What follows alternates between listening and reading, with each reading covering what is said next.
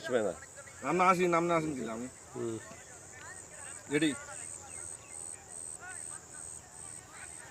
সুপ্রিয় দর্শক, আপনারা দেখতে পাচ্ছেন আমার সামনে দাঁড়িয়ে অত্র এলাকার পরিচিত মুখ জনাব আলাউদ্দিন, বিশিষ্ট ব্যবসায়ী জনাব আলাউদ্দিন চৌধুরী শাকিল। উনি আমাদের সবার কাছে হাস্যরস্যের একজন মানুষ হিসেবে পরিচিত। তো উনি আজকে বিকেলবেলা হঠাৎ করে একটা সাংবাদিক সম্মেলনের আয়োজন করেছেন।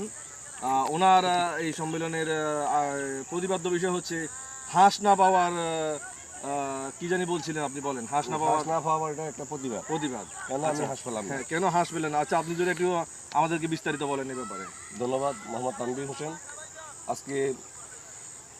আজকে রাত্রে আমরা একটা পিকনিকের আয়োজন করছিলাম। আমি, রিয়াজ, মজনু, তারেক, সাইফুল রিয়াজ অলরেডি চলে গেছে, এগুলো কিছু পিকনিকে অংশগ্রহণ করবে না। আপনি শুনতে পাচ্ছেন? এরপরে আমরা একটা পিকনিকের আয়োজন করছিলাম। আমরা এবার সকালবেলা থেকে হাঁস খুঁজতেছি, কোথাও একটা হাঁসও পাইতেছি না।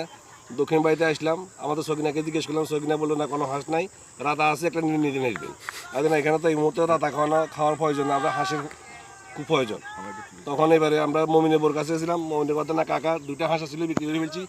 এখন আমার কাছে একটা হাঁস আছে, তাও হাঁসের ডানা নাই। ডানা নেই বলতে আপনি কি বোঝাচ্ছেন? হাঁসটা যখন ছোট ছিল তখন হাঁসের ডানাটা শিকায় খেয়ে ফেলছে। যাই হোক, এখন আমরা বলছি না, এইসব প্যারালাইসিস হাঁস দিয়ে আমরা কোনো পিকনিক করবো না, আমাদের হৃষ্টপুষ্ট ভালো হাঁস লাগবো, যাতে হাঁসটা। আপনি কি খোদনির কাছে গিয়েছিলেন? আমি খোদজার কাছে গিয়েছিলাম। খোদজা আগে তো বলতো, এখন খোদজা মিথ্যা কথা বলে, হাঁস থাকিও কয় নাই। আমরা তো আসলে অ্যাকচুয়ালি গ্রামে যখন হাঁটি, খালে বিলে বা পুকুরে আমরা অনেক হাঁসে দেখতে পাই। এখন এই ব্যাপারে আপনার বক্তব্য কি? আপনি যখন কিনতে যান তখন হাঁস পান না, অথচ আমরা কিন্তু প্রচুর হাঁস দেখতে পাই।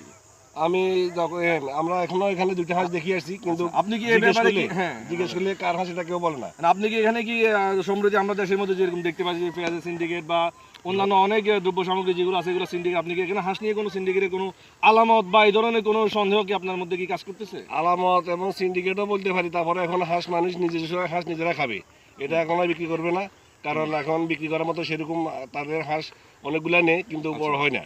এগুলো এখন দুই একটা হলে তারা নিজেরা খেয়ে ফেলে। তারপরে এখানে সরকারের ব্যর্থতা আছে, কিছু টাকা সরকারের পেঁয়াজ নিয়ে। আপনি এখানে সরকারের ব্যর্থতা কিভাবে দেখতেছেন? তাহলে হাঁসগুলো কোথায়? হাঁস গেলে কোথায়? এখানে সরকার কি আপনাকে হাঁস সাপ্লাই দিবে নাকি? সরকার আমাকে হাঁস সাপ্লাই দিবে না, ঠিক আছে, আমরা তাহলে আগে হাঁস পাইছি, এখন হাঁস ইন্ডিয়া চলে যেতেছে মোদির জন্য। হাঁস ইন্ডিয়া চলে যাচ্ছে মনে হয়। আচ্ছা আচ্ছা। এখন যাই হোক, তাহলে আমরা এখন এটা প্রতিবাদ হলে হাঁস জন্য পাইলাম না।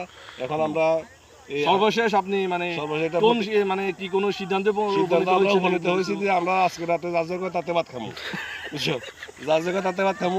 আজকে আর পিকনিক হচ্ছে না, এই জন্য আমি এই প্রতিবাদটা করলাম। পিকনিক আর হচ্ছে না, যেহেতু হাঁস পাই নাই। আমরা যা করে রাত্রে সবাই যা জায়গা তাতে ভাত খাবো এবং